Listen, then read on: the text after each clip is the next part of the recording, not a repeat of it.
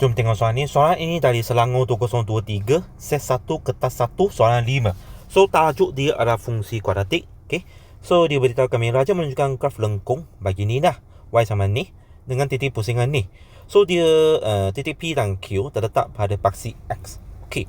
Dia suruh kami nyatakan titik pusingan bagi graf lengkung ini.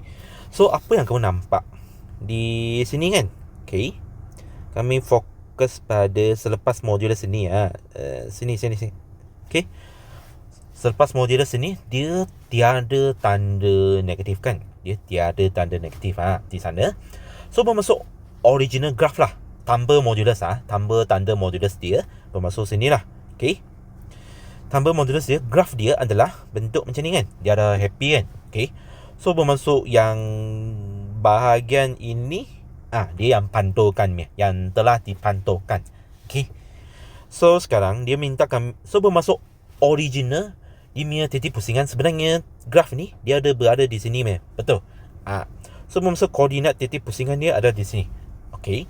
So dia punya koordinat X adalah tidak berubah. So bermasuk koordinat Y dia akan berubah tanda lah. Artinya jadi -4. So bermasuk untuk soalan A ni, titik pusingan bagi graf yang original tu adalah 3, -4. B tu, persamaan pasti simetri bagi lengkung tu jika graf bergerak 2 unit ke kanan.